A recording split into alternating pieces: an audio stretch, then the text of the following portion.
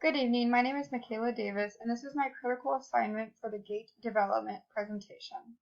If you see me looking off to the side, it's because I'm reading cited work from authors, and I didn't want to mess it up.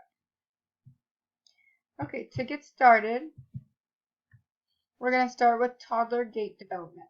So one abnormality that toddlers can have while learning how to walk correctly is toe walking.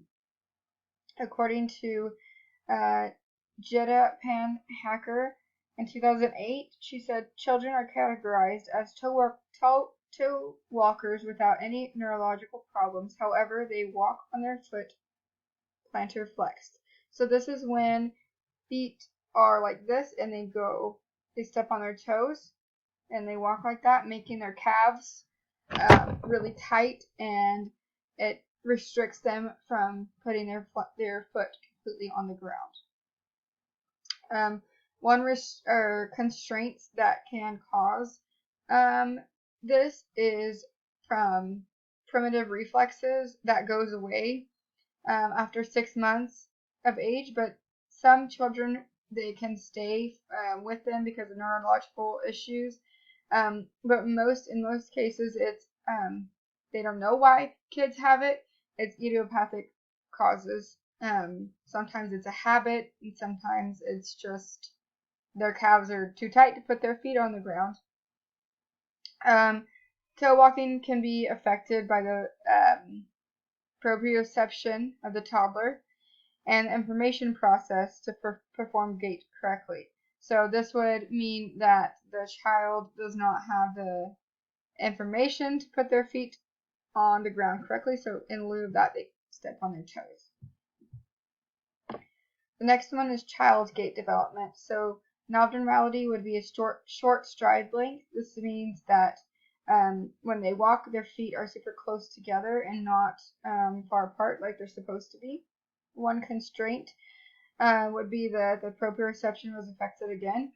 And according to Mike Whittle in 2007, he says that this gait abnormality is likely to be present when there is a deficiency in the sensation or proprioception of the legs, so that the subject is not quite sure where the feet are relative to the trunk.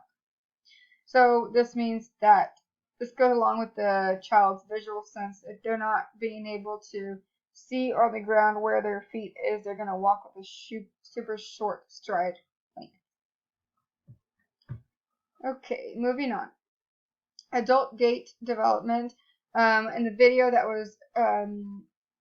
was provided for us in the critical assignment where we turned it in, I noticed that in the adult gait video that the man wasn't swinging his right arm as much as his left arm, and so the arm swing could be an abnormality as well. One constraint can be that the person has a disorder or an upper extremity injury that can affect the arm swing while walking. Some examples of some disorders are Parkinson's. Parkinson's, makes your whole body shake and move. So in lieu of that, people will keep their arms to their side. According to A. DeVille, she says that gait initiation disturbances in Parkinson's disease include delayed release of anticipatory postural adjustments and other postural adjustments with hypokinetic. So this means that if somebody has Parkinson's and they're not looking at their arm, they're not knowing that their arm is not swinging. They have to look at their arm to see that their arm is swinging. If not, they're not going to know if it is swinging or not. So this will be affected by the visual aspect of the senses. Lastly, we have the elderly gait development.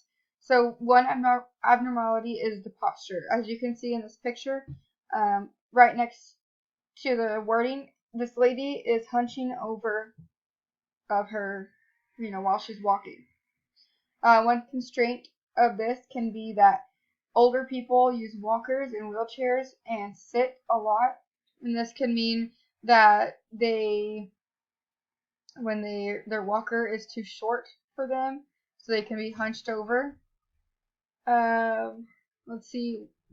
The posture can be affected by the auditory and visual senses, because the balance of the older people isn't as good as the adult or the child, say, and it goes back to being little and their balance isn't good, so they're going to have problems with their gait, performing their gait correctly.